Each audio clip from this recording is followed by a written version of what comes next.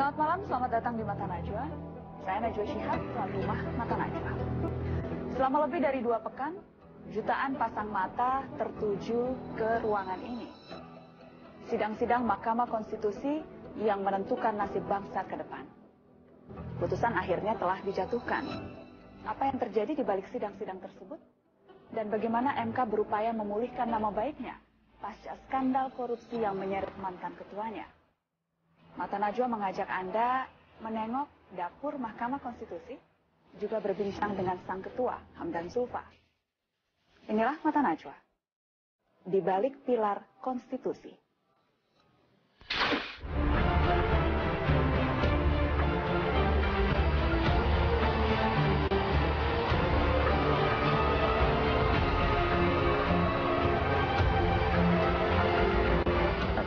Menolak permohonan pemohon untuk seluruh.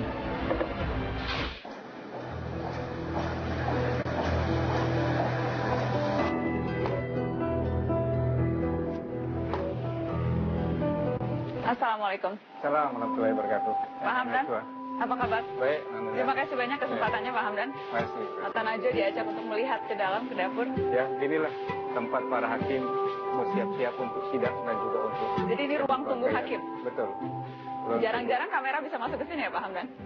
Ini baru pertama ini. Baru pertama. Ruang tunggu hakim sebelum masuk ke sidang. Jadi sebelum masuk sidang ya. Betul. Anda baru selesai bersidang, silakan kalau mau. Saya baru selesai sidang, biasanya kita buka jubah di sini dan jubahnya ditaruh di sana. Oke. Pasca sidang Pilpres yang menyita begitu banyak perhatian, sudah mulai slow atau beban pekerjaan masih kurang lebih sama? Kurang lebih sama, hanya saja model perkara yang beda. Ini pengujian undang-undang karena semenjak perkara legislatif sampai dengan perkara Pilpres banyak sekali kita menangguhkan perkara pengujian undang-undang yang sekarang numpuk. Jadi sekarang menyelesaikan utang-utang itu. Betul. Pengujian undang-undang. Betul. Itu sekarang. Silakan Pak Hamdan. Jadi ruang tunggu hakim selama sebelum masuk ke sidang. Karena sudah dapat kesempatan Mata Najwa untuk melihat dapur yang selama ini belum pernah dilihat, saya juga masih penasaran Pak Hamdan, tempat di mana para hakim MK bermusyawarah. Pada waktu itu sempat ditunjukkan sedikit, tapi Mata Najwa mau lebih banyak. Boleh saya mengintip sekali lagi ruangan rapat permusyawaratan itu? Itu lantai 16, lantai yang paling sakral, tempat pengambilan keputusan musyawarah. Boleh ke lantai 16? Boleh ya, ke tempat ruang keramat. Oke, baik. Oh, jadi berbagai utang pengujian undang-undang itu yang menjadi perhatian sekarang. Jadi lantai 16 ini memang hanya ruangan itu, RPH itu? Betul, hanya ruangan RPH saja. Setiap hari selalu dipergunakan atau hampir setiap hari? Karena hampir setiap hari selalu ada RPH, betul. RPH. Termasuk diantaranya membahas strategi pendekatan ke saksi dan sebagainya, atau itu di luar? Atau betul-betul hanya membahas materinya? Hanya membahas materi saja di situ. Kalau masalah saksi apa segala enggak ada, tapi tidak. Itu secara sepintas kan itu sudah standar saja. Jadi ini kita masuk ruang keramat? Iya, ini. Ruang keramat ya? Ini ruang RPH. Ruang RPH. Oke. Kalau yang Anda ingat, rapat terlama yang pernah Hakim Konstitusi lakukan dalam pengambilan musyawarah, apakah Pilpres kemarin itu salah satu RPH terlama dalam sepanjang Anda menjadi Hakim Konstitusi? Oh tidak. RPH yang terlama itu ketika MK memutuskan merespons ke publik rencana presiden, pertemuan lembaga-lembaga negara terkait dengan peristiwa Pak Agil. Ketika presiden hendak mengeluarkan Perpu. Betul, itu kita melakukan rapat sampai jam 2 pagi kalau tidak salah. Dari jam? Dari sore. Dari sore sampai jam 2 pagi? Dari sore sampai jam 2 pagi. Itu untuk merumuskan respons dari Mahkamah Konstitusi termasuk apa langkah-langkah yang dilakukan oleh Mahkamah Konstitusi dalam rangka mengembalikan wibawa dan citra. Itu salah satu yang paling Anda itu salah satu yang terberat. Terberat karena itu sangat detail. Kemudian Pilpres biasa saja, standar seperti juga pengambilan keputusan perkara-perkara yang lain, karena para hakim masuk ke sini masuk dengan modal sudah mempelajari bukti. Seberapa keras perdebatannya, Pak Hamdan? Boleh sambil ke sana. Seberapa keras Anda duduk di sini dan kemudian hakim-hakim yang lain ada di kanan kiri, dan yang di belakang sana itu para panitera? Biasanya Panitera saja. Panitera saja. Panitera saja. Jadi hanya satu orang saja. Iya. Karena itu harus dicatat. Tapi rekodnya berjalan secara otomatis. Rekod pembicaraan itu panitera penting untuk mencatat. Seberapa alot sehingga kemudian putusan yang kita sudah ketahui sama-sama menolak seluruh gugatan, tapi prosesnya ketika itu Anda kilas balik seberapa alot? Untuk perkara Pilpres sebenarnya tidak terlalu alot ya. Rata-rata perkara hasil pemilihan umum itu sederhana karena itu menyandarkan pada bukti. Jadi perdebatan itu dilandasi oleh bukti. Memang ada perdebatan yang agak keras begitu, tapi tidak begitu sangat keras begitu, biasa saja, perdebatan yang biasa saja. Jadi karena perkara memang lebih sederhana sebenarnya. Hanya saja memang bukti-bukti yang begitu sangat banyak dan peristiwa yang sangat luar biasa membuat kami ekstra hati-hati. Karena itu perdebatannya menjadi sangat detail. Itu bedanya dengan perkara pilkada misalnya. Tadi Anda katakan soal bukti, boleh saya request satu lagi, Mata Najwa mau melihat seberapa banyak sesungguhnya bukti-bukti yang harus betul-betul diteliti dan dijadikan pertimbangan dengan semaksimal mungkin. Waduh, ini bukti ini ada 3 tempat ya. 3 tempat bukti. Ini khusus kita bicara sengketa Pilpres ya? Betul. Karena ada 3 rangkap saat itu. Tapi saya tunjukkan satu tempatnya di tempat kepaniteraan. Boleh ya, Pak? Ya, boleh. Okay. Ya. Institusi terdapat kerja keras seluruh karyawan MK. Padatnya jadwal kerja membuat mereka tak dapat libur selama lebih dari 3,5 bulan. Kita akan berbincang dengan beberapa orang di antaranya. Saya ingin ke Pak Kasianur Sidauruk, Panitera Mahkamah Konstitusi. Pak Kasianur. Siap, Pak. Siap. Dari sekian banyak kasus, ada sengketa Pileg, sengketa Pilpres. Apakah memang sengketa Pilpres kali ini yang paling menyita waktu, tenaga, pikiran Anda dan teman-teman? Memang kita itu seperti yang ditunjukkan Yang Mulia Bapak Ketua Mahkamah Konstitusi tadi, yang dibawa sampai ke lantai 7 itu antara lain baru hanya satu saja buktinya di situ. Sebenarnya masih ada lagi di lantai yang lain, di lantai 12 dan di lantai 13. Semuanya penuh kardus barang bukti. Semuanya penuh kardus, dan itu sebenarnya kita semuanya sebelum kita sajikan kepada Bapak Ibu Hakim Konstitusi, kita melakukan verifikasi dulu. Bayangkan saja dari seluruh Indonesia, dari seluruh TPS Indonesia yang masuk ke Mahkamah Konstitusi, yang diajukan oleh pemohon, yang diajukan oleh termohon, dan pihak terkait, kita verifikasi satu persatu. Jadi sampai mabok ngelihat kertas nggak, Pak? Iya, bukan hanya sampai mabok lagi, bahkan ada sampai pingsan pun bisa. Waduh. Iya. Saking capeknya, saking capeknya. Kita kerja pagi, siang, sore, malam, bahkan kita berlebaran di kantor dengan berkas perkara. Berlebaran dengan berkas. Kalau yang lain dengan dengan lontong sayur,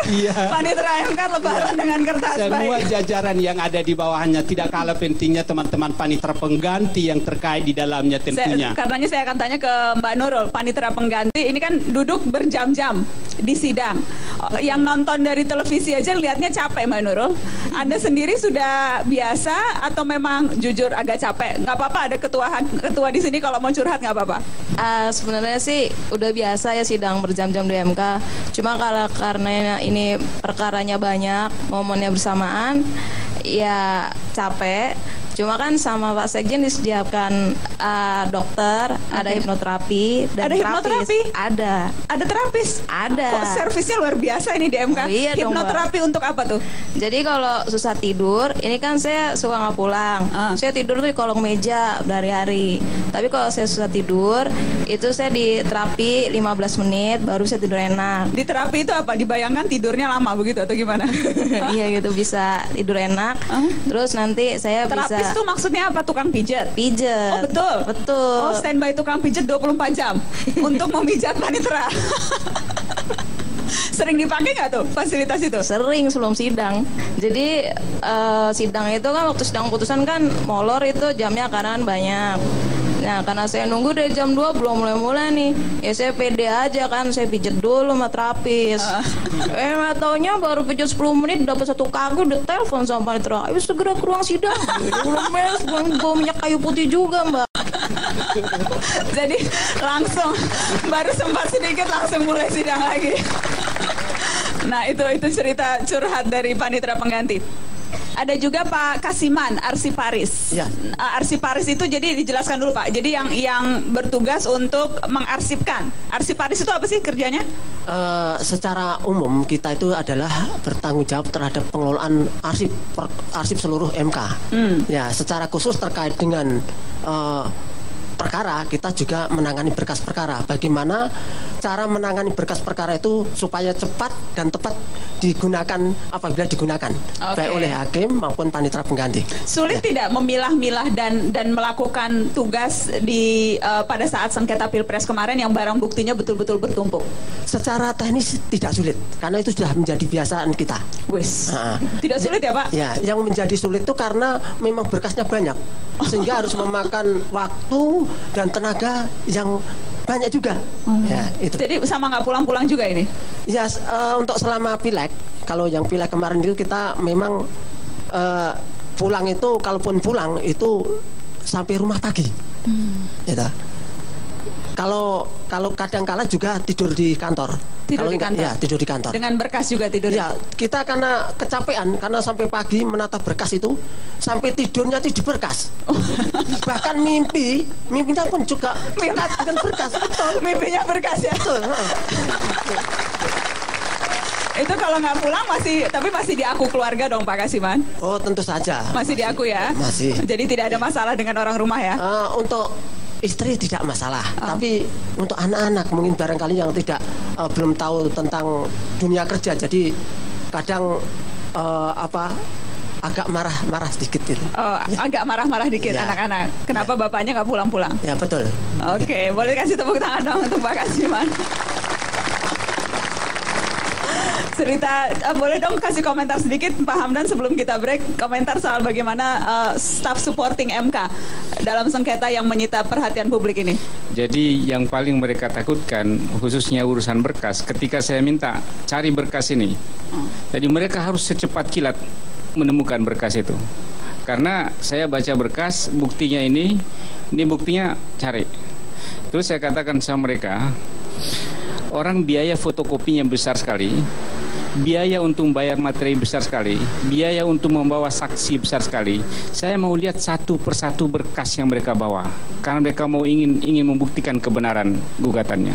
Jadi saya sandingkan satu persatu, dan mereka kelabakan ketika saya minta cari berkas ini kan tumpukan yang banyak sekali. Keahlian mereka dalam sekejap bisa menemukan berkas. Bisa menemukan, dan Pak Kasiman ini bisa langsung menemukan. Bisa langsung menemukan ya, luar biasa.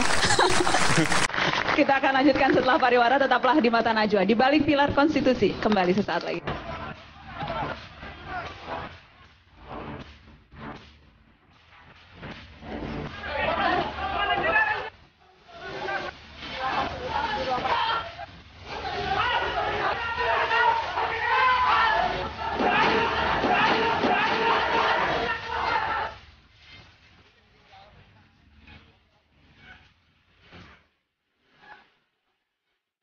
Allah, saya bersumpah bahwa saya akan memenuhi kewajiban Wakil Ketua Mahkamah Konstitusi dengan sebaik-baiknya dan seadil-adilnya.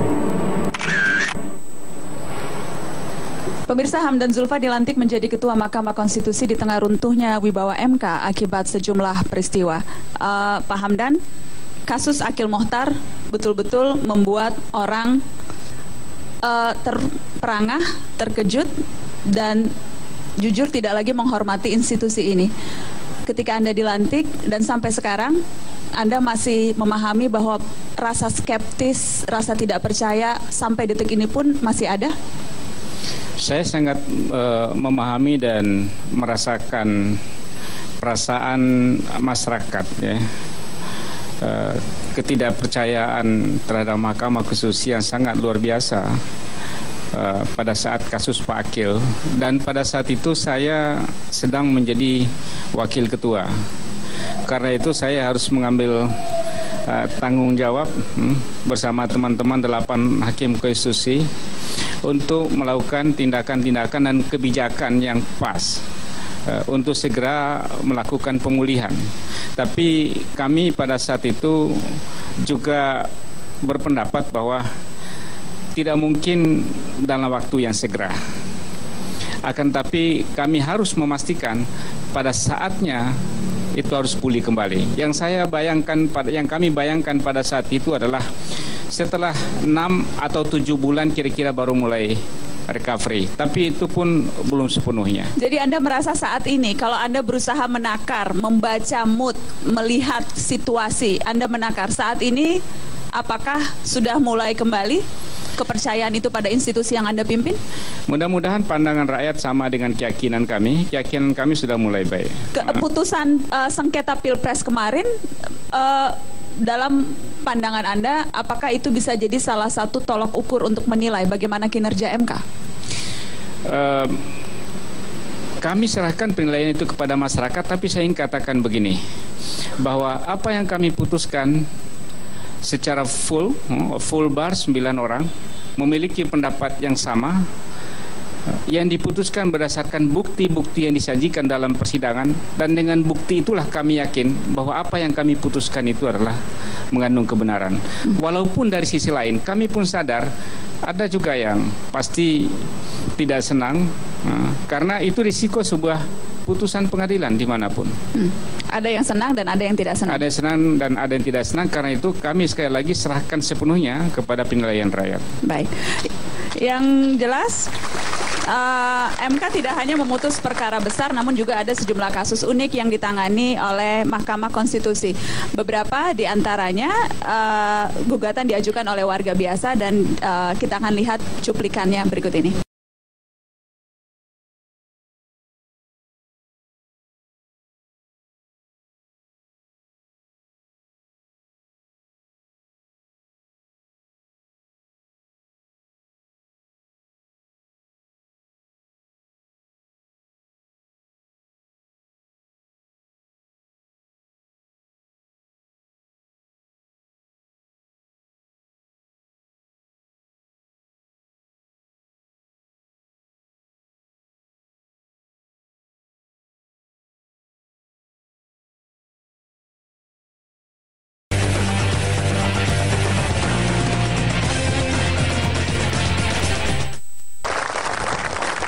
Ya, itu dia tadi cuplikan beberapa kasus yang gugatannya diajukan oleh warga biasa, dan salah satu dari warga itu hadir malam ini di Mata Najwa, Pak Marten Boliu, Satpam pemohon uji materi undang-undang ketenagakerjaan. Selamat malam Pak Marten.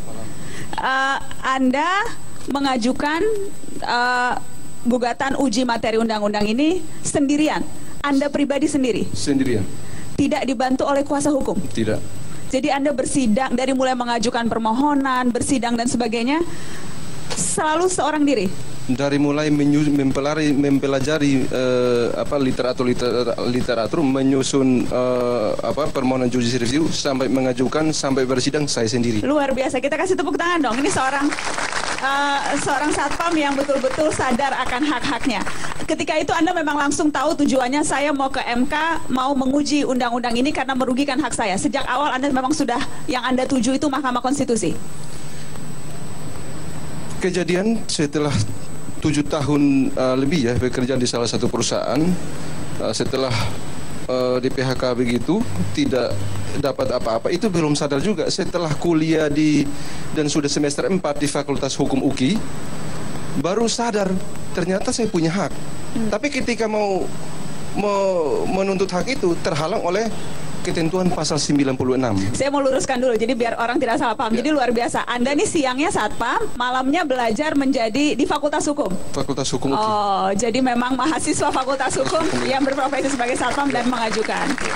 Terkejut tidak Anda ketika gugatan itu akhirnya dipenuhi oleh Mahkamah Konstitusi? Atau Anda sejak awal sudah yakin kok ini permohonan uji materi saya akan bisa dipenuhi? Sejak awal yakin. Waktu itu MK dipimpin oleh Pak Mahfud MD, yakin. Berjalan seiring ada pergantian Pak Mahfud, ada mulai pesimis, mulai berpikir karena putusan tidak kunjung juga. Berapa lama Anda menunggu? Kalau dihitung dari semenjak kesimpulan terakhir, itu sekitar 6 sampai 7 bulan menunggu. 6 sampai 7 bulan baru akhirnya diputuskan. Ya. Tapi ketika putusan itu datang, lega luar biasa. Luar biasa. Dan sekarang pesangon sudah di kantong. Begitu. Alhamdulillah, kita kasih tepuk tangan. Pak Hamdan, Pak Martin ini satu dari sekian banyak warga yang mengajukan pemohonan uji materi undang-undang. Saya ingin klarifikasi, itu 6 sampai 7 bulan. Apakah itu waktu yang wajar untuk menunggu atau memang karena terlalu sibuk urusan pilkada, urusan copras-capres, urusan pilpres, jadi urusan warga biasa terabaikan begitu? Iya, ini saya kira betul sekitar 6-7 bulan. Dan di Mahkamah Konstitusi sampai 1 tahun juga ada, lebih setahun juga ada. Ada juga yang sangat cepat sekali. Dan memang pada saat kita menangani perkara-perkara pilkada itu rata-rata memang menyita waktu begitu. Jadi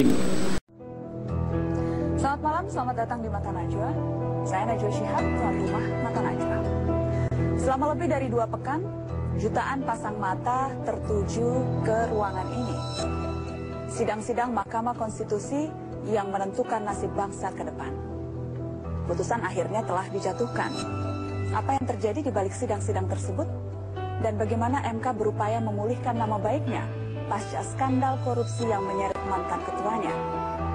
Mata Najwa mengajak Anda menengok dapur Mahkamah Konstitusi, juga berbincang dengan sang ketua, Hamdan Zulfa.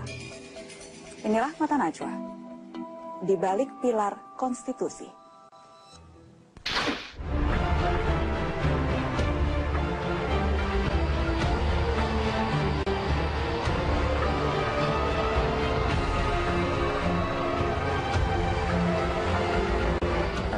Menolak permohonan pemohon untuk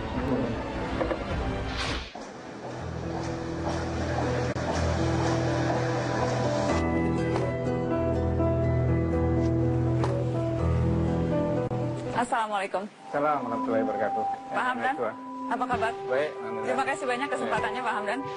Mata Najwa diajak untuk melihat ke dalam, ke dapur. Ya, inilah tempat para hakim bersiap-siap untuk sidang dan juga untuk. Jadi ini ruang tunggu hakim. Betul.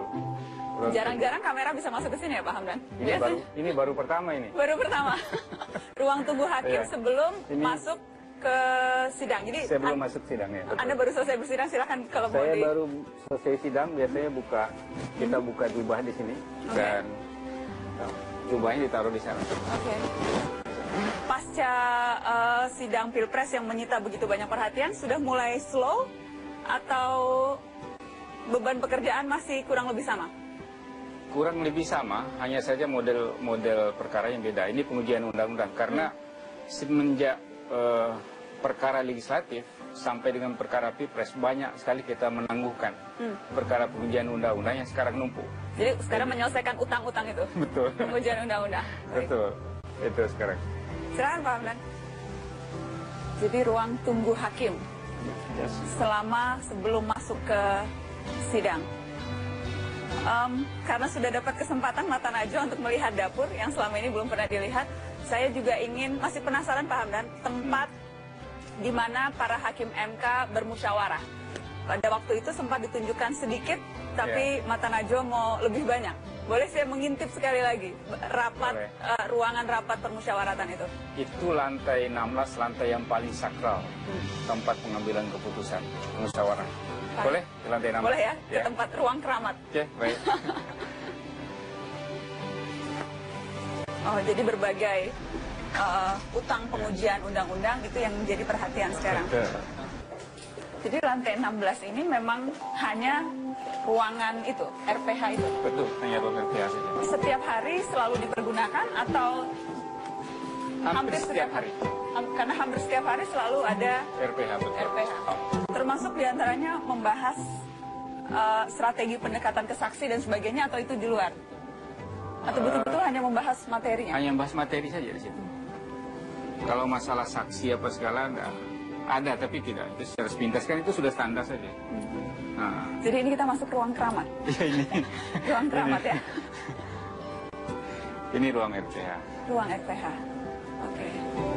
Kalau yang Anda ingat rapat terlama yang pernah Hakim Konstitusi lakukan dalam pengambilan musyawarah, apakah Pilpres kemarin itu salah satu RPH terlama dalam sepanjang Anda menjadi Hakim Konstitusi?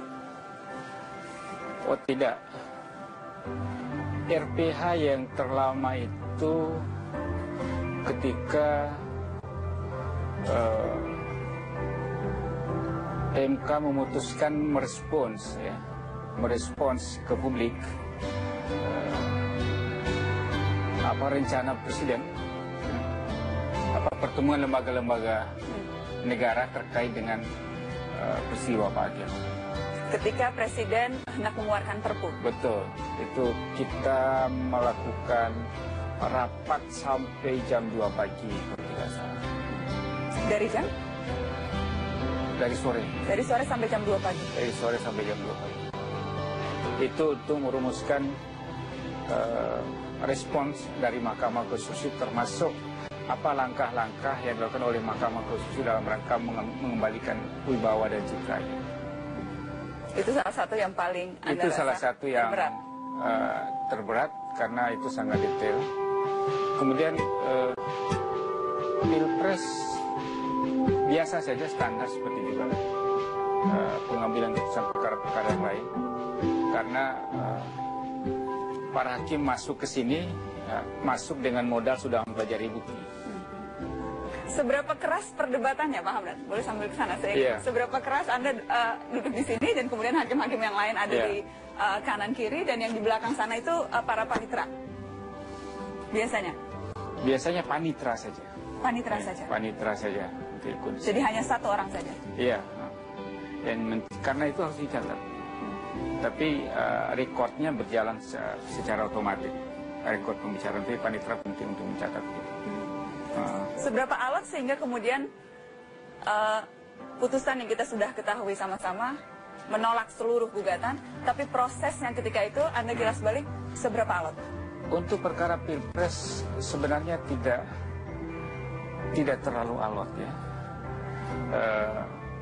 Rata-rata perkara hasil pemilihan umum itu sederhana karena itu menyandarkan pada bukti. Jadi perdebatan itu dilandasi oleh bukti.